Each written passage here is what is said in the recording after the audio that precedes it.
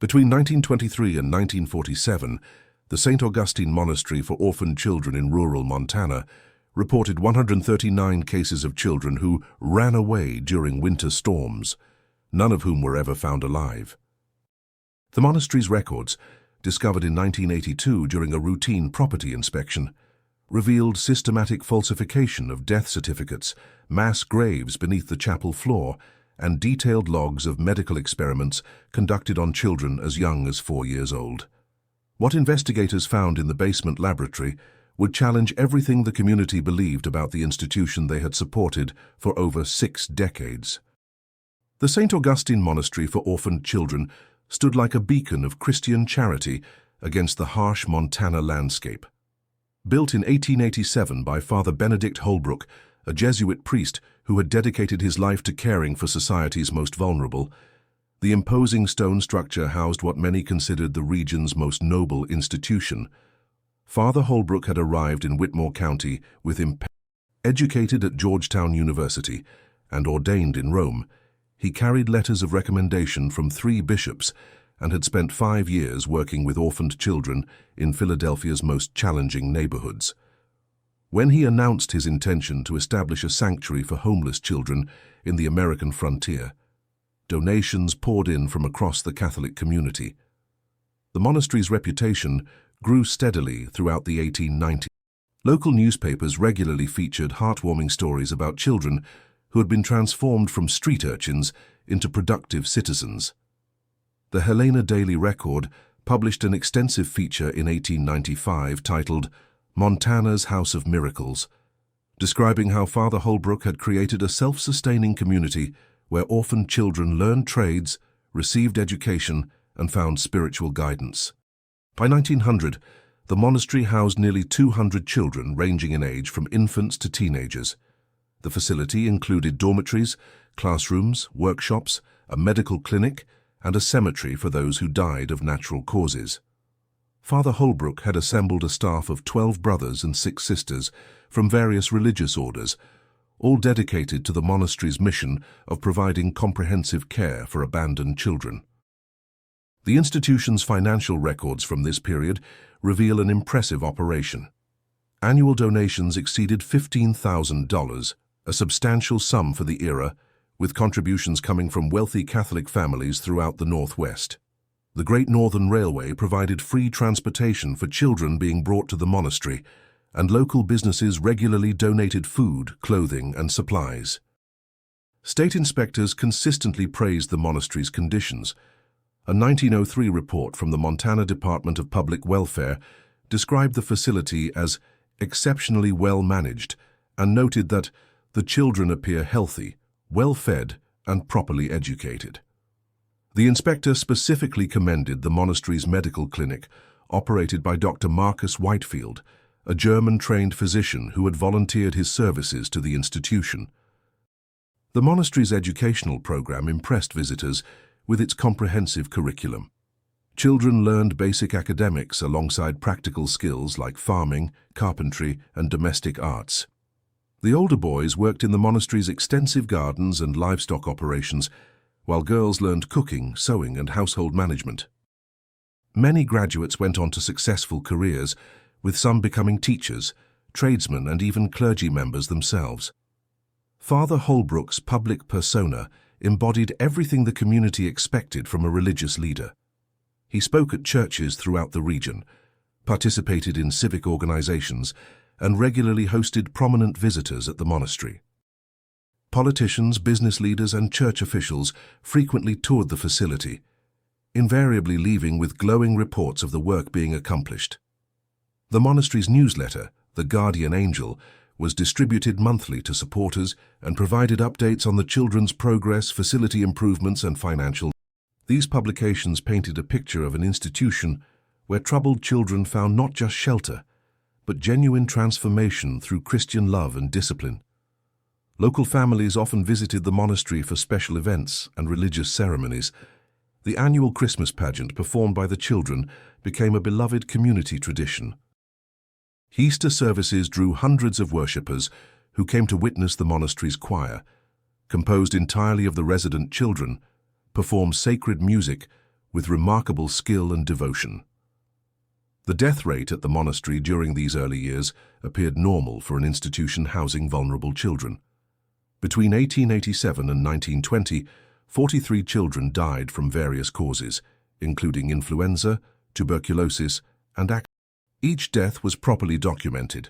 Families were notified when possible, and burial services were conducted with appropriate dignity in the monastery's consecrated cemetery. Dr. Whitefield's medical reports from this period demonstrate what appeared to be competent healthcare. He maintained detailed records of treatments, documented outbreaks of common childhood diseases, and implemented quarantine procedures that seemed effective in preventing widespread illness. His correspondence with medical colleagues in Helena and Butte revealed a physician genuinely concerned with providing the best possible care under challenging frontier conditions. The monastery's agricultural operations provided both sustenance and vocational training.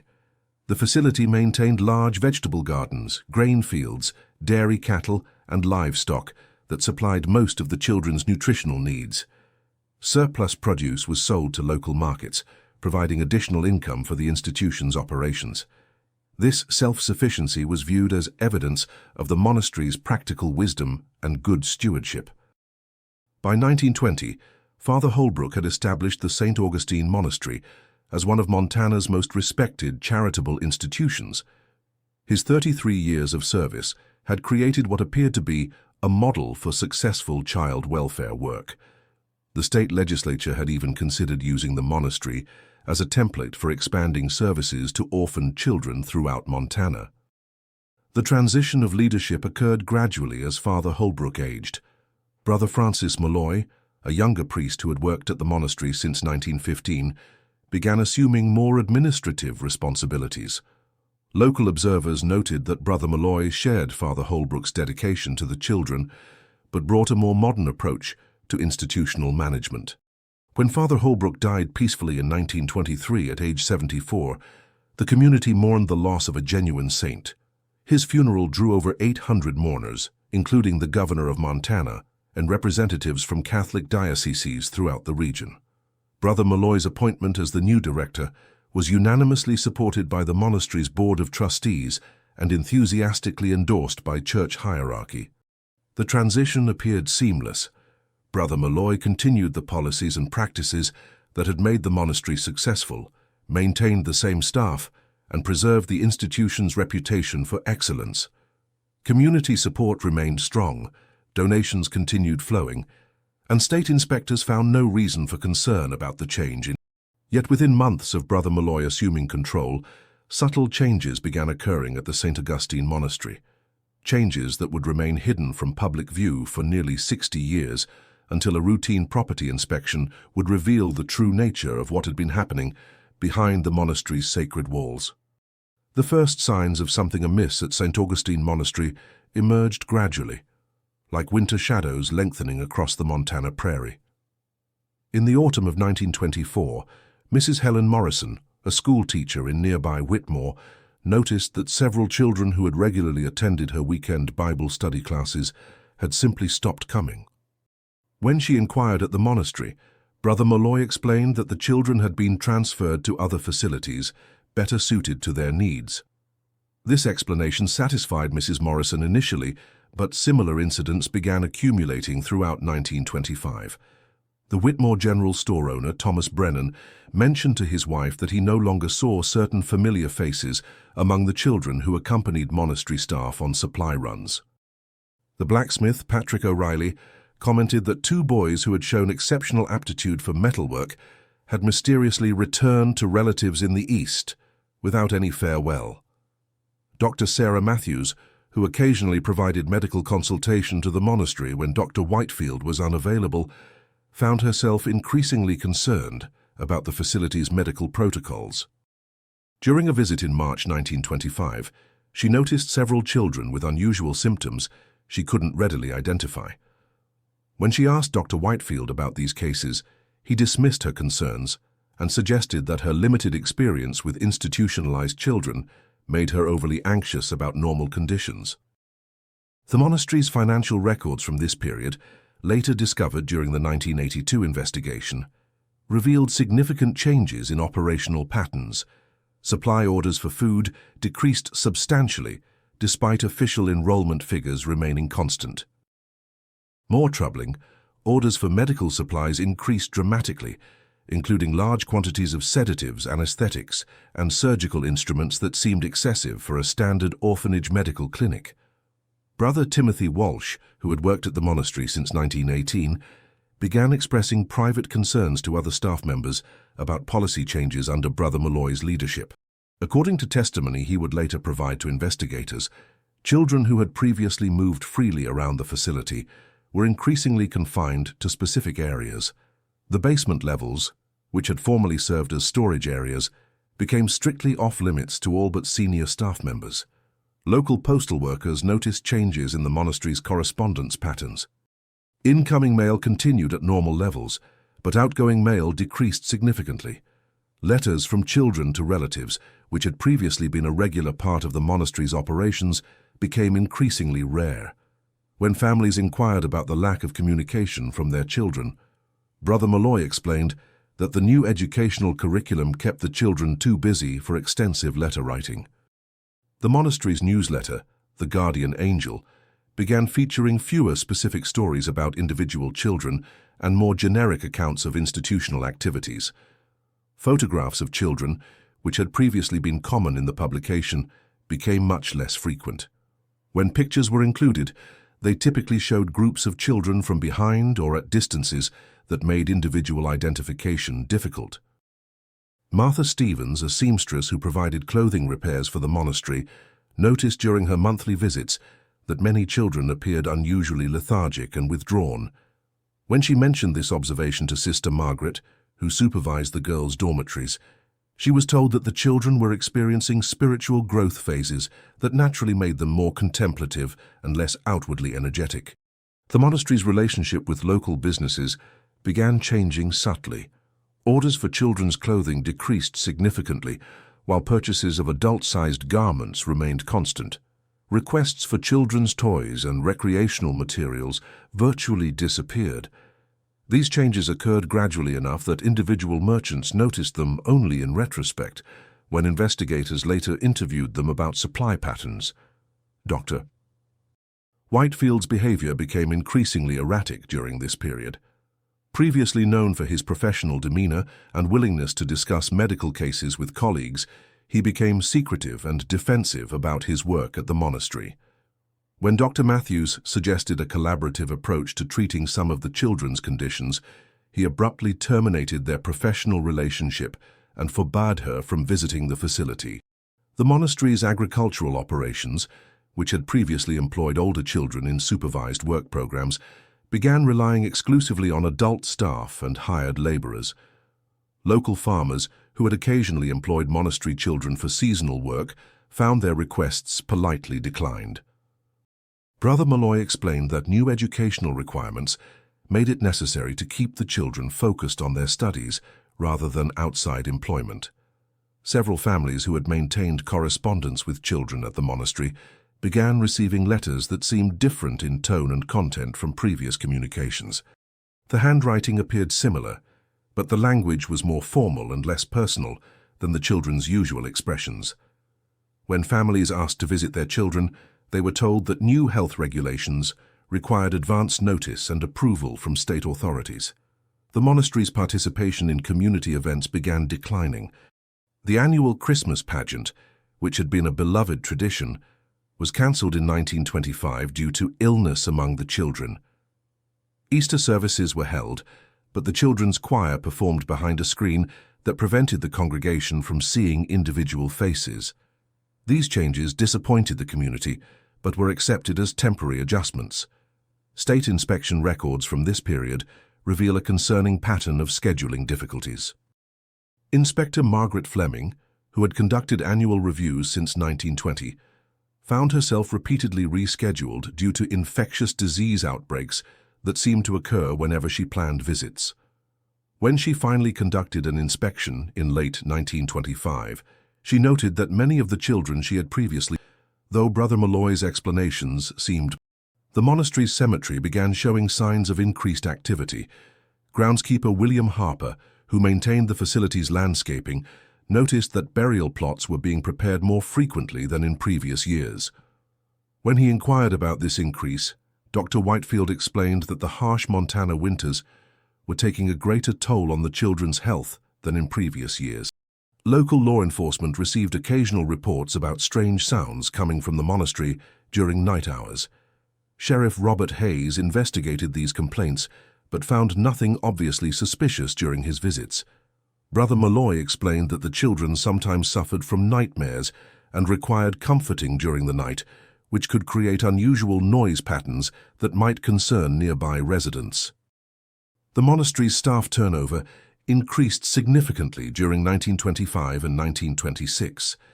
Several sisters and brothers who had worked at the facility for years requested transfers to other institutions. When questioned about their reasons for leaving, they provided vague explanations about seeking new challenges or feeling called to different service. Those who remained became notably less communicative with outsiders. By the end of 1926, a pattern had emerged that would later prove significant to investigators. The St. Augustine Monastery, while maintaining its public reputation and continuing to receive community support, had undergone fundamental changes in its operations. Children who had been visible parts of the community had disappeared without adequate explanation. Staff members had become secretive and defensive. Financial records showed suspicious patterns that suggested activities beyond normal orphanage operations. Yet these warning signs remained scattered among different observers, none of whom possessed enough information to recognize the full scope of what was occurring.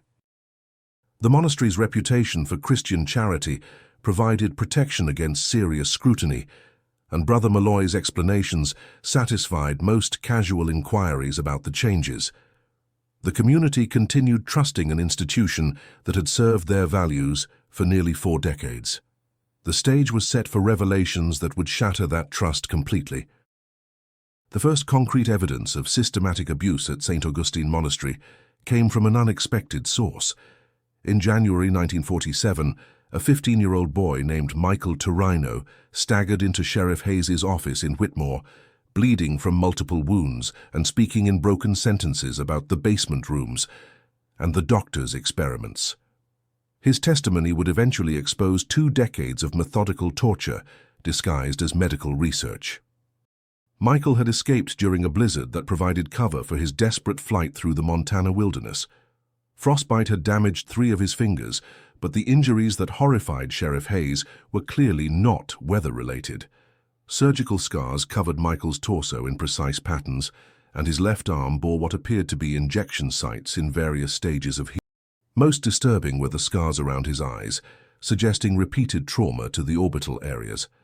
Dr. Elizabeth Morgan, the county coroner who examined Michael, documented injuries consistent with systematic medical experimentation.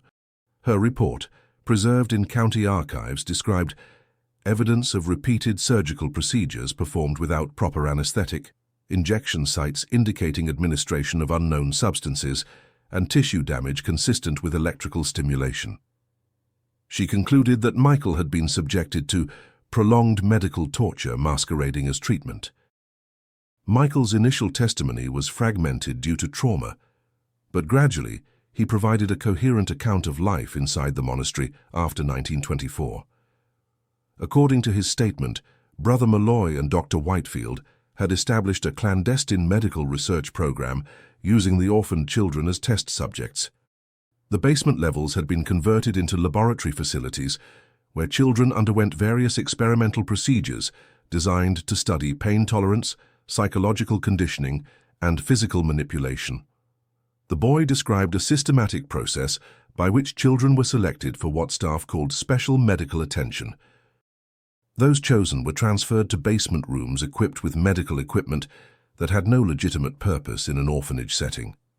Michael recalled seeing surgical tables, electrical devices, and restraint systems that were used to immobilize children during procedures. He estimated that over his 3 years in the basement facility, he had witnessed approximately 40 other children undergoing similar treatment. Sheriff Hayes immediately organized a raid on the monastery, but found the facility had been hastily abandoned. All staff members had disappeared, taking most records and equipment with them.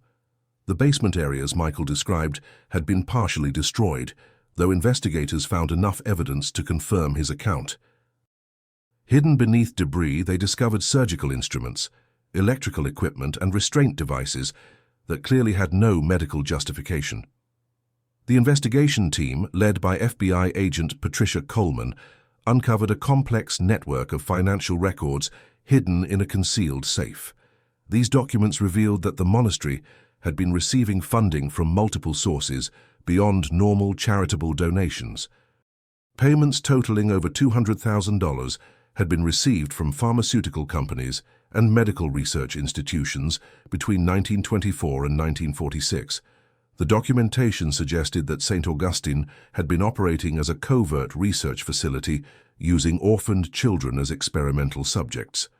Dr. Whitefield's personal journals, discovered in his abandoned quarters, provided horrifying details about the experiments conducted on the children. His entries described procedures designed to test pain thresholds, study the effects of various drugs on developing nervous systems, and examine psychological responses to sustained trauma. The journals revealed a man who had completely abandoned medical ethics in pursuit of what he considered groundbreaking research into human psychological and physical limitations. One journal entry from September 1928 described an experiment involving 12 children between ages 6 and 10. Dr. Whitefield had administered various combinations of sedatives and stimulants while monitoring their responses to controlled electrical stimulation. His notes indicated that 3 of the children died during this particular series of experiments, while the others suffered permanent neurological damage. The entry concluded with his observation that subjects of this age group provide optimal responses for neurological mapping procedures. The monastery's cemetery yielded additional evidence when investigators conducted exhumations based on discrepancies in burial records. Of the 67 graves supposedly containing children who had died of natural causes between 1924 and 1946, 41 contained bodies showing clear signs of surgical intervention. Coroner reports documented evidence of cranial drilling, organ removal, and skeletal modifications that were consistent with experimental procedures rather than standard medical treatment. Margaret Kelly, a former sister who had worked at the monastery until 1929, came forward after news of the investigation became public. Her testimony provided insider confirmation of Michael's account and revealed additional details about the facility's operations. According to Sister Margaret, children selected for medical treatment were systematically isolated from other residents and subjected to what staff euphemistically called therapeutic interventions. Sister Margaret described a rigid hierarchy within the monastery that separated staff members with knowledge of the basement operations from those who remained unaware of the experiments. She explained that junior staff members who asked questions about missing children or unusual medical procedures were either transferred to other facilities or sworn to secrecy under threat of severe consequences. The atmosphere of fear and religious obedience prevented most staff members from challenging the authority of Brother Malloy and Dr. Whitefield. The investigation revealed that the monastery had maintained detailed records of their experimental procedures, treating the children as laboratory specimens rather than human beings. Files recovered from the facility contained medical charts that tracked each child's responses to various treatments, noting physical changes, psychological reactions, and survival rates with clinical detachment. Children were identified by numbers rather than names, further dehumanizing the process. Dr. Whitefield's correspondence with medical institutions revealed a network of researchers interested in his work. Letters from universities and pharmaceutical companies expressed enthusiasm for his innovative approaches to pediatric research and requested detailed reports on his findings.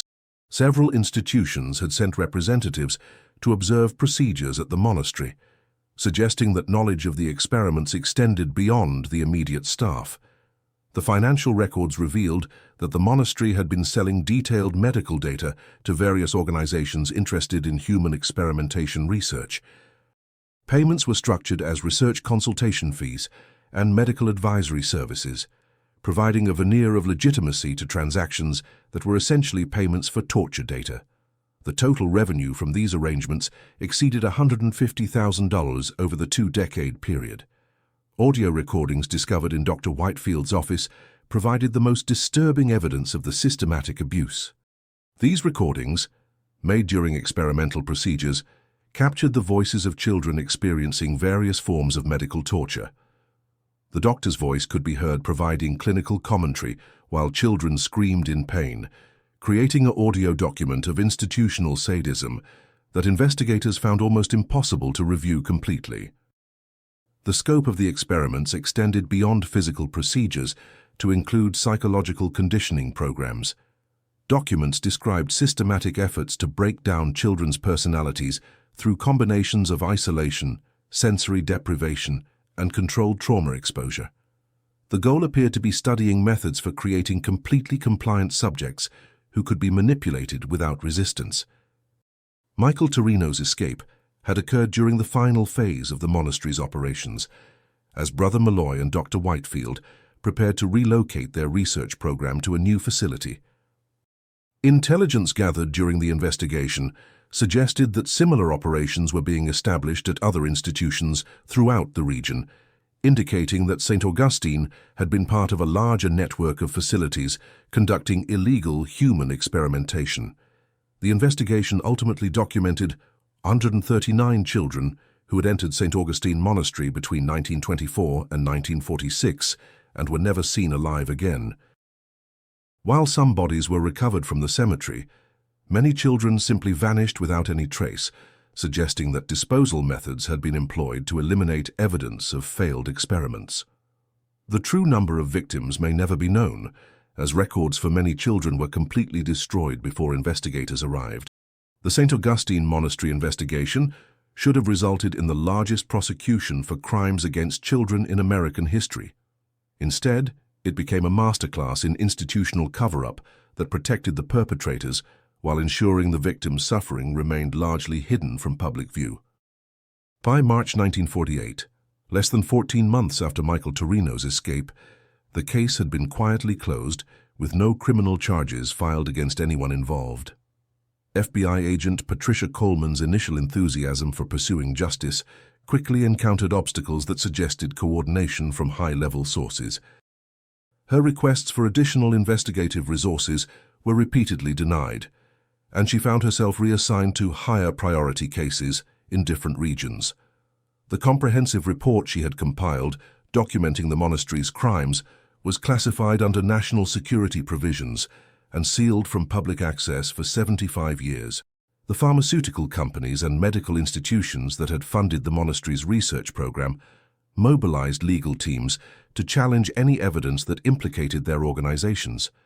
Corporate attorneys argued that their clients had been deceived about the nature of the research and should not be held responsible for Dr. Whitefield's unauthorized activities.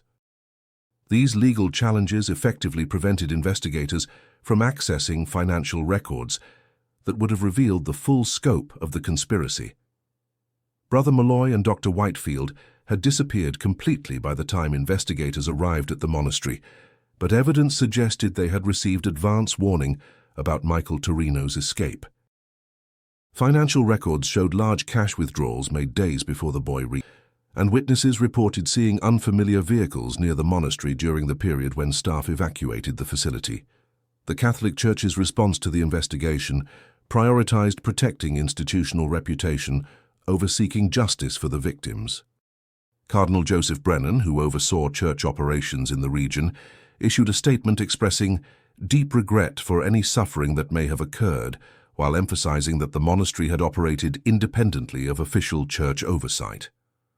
The statement carefully avoided acknowledging the systematic nature of the abuse or accepting institutional responsibility. Michael Torino, the boy whose courage had exposed the monastery's crimes, found himself increasingly isolated as the investigation stalled. Death threats delivered to his foster family forced him to relocate multiple times, and his credibility was systematically undermined by anonymous rumors suggesting he had fabricated his testimony for attention. By 1950, he had stopped cooperating with investigators and refused all interview requests from journalists. The monastery property was sold to a private developer who immediately demolished all buildings and cleared the cemetery, despite protests from families trying to locate relatives who had been buried there.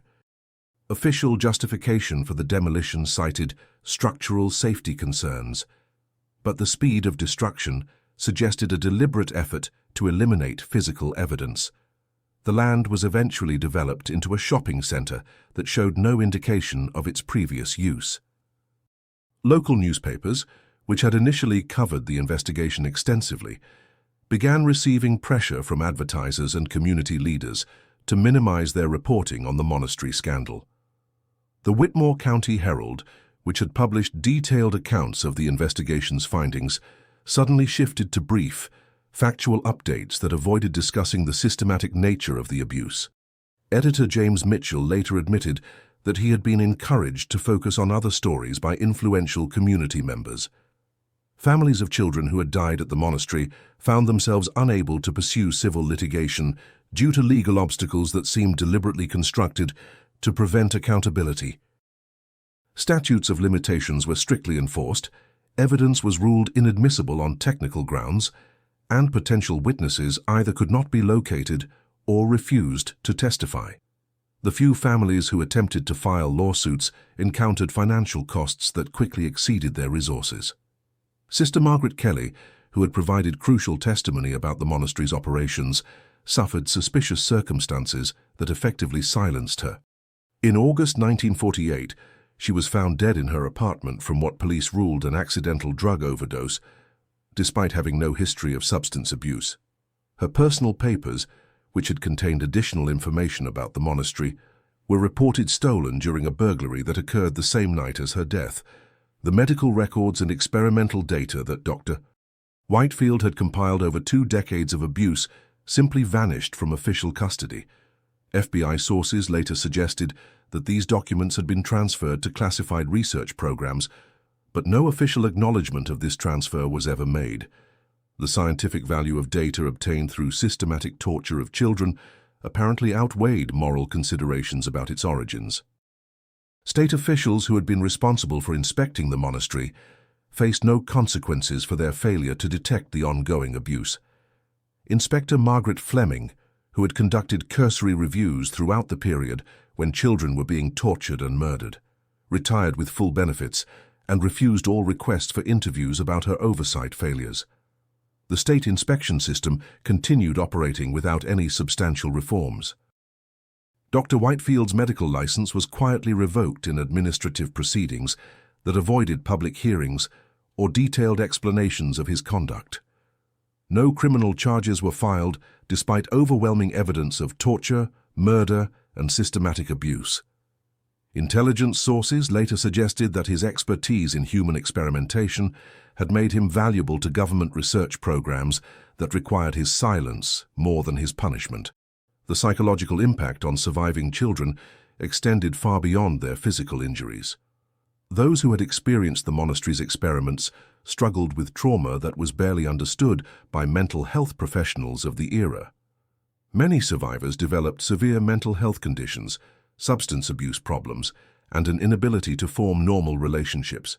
Several committed suicide within years of their release, adding to the monastery's death toll.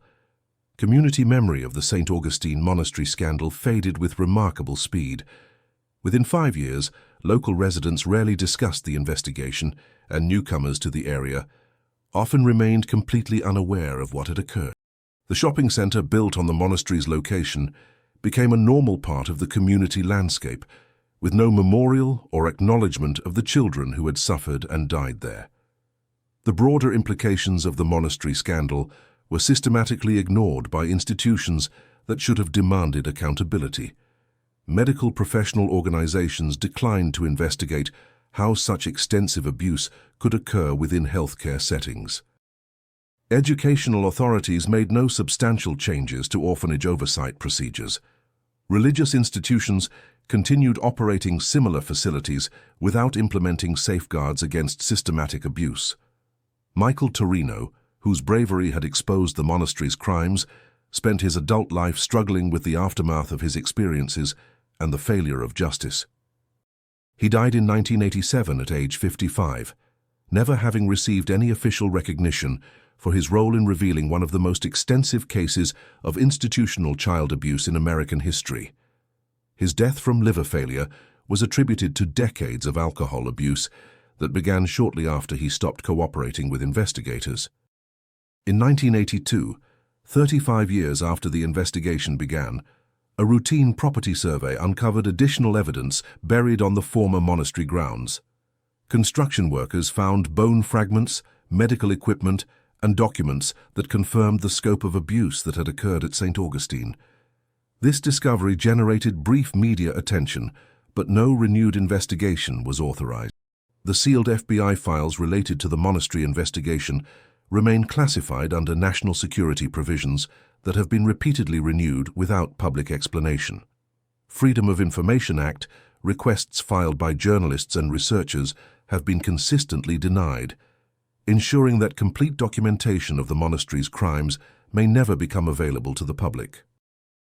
Today, the St. Augustine Monastery exists only in the suppressed memories of a few aging survivors and the classified files of government agencies that chose institutional protection over justice.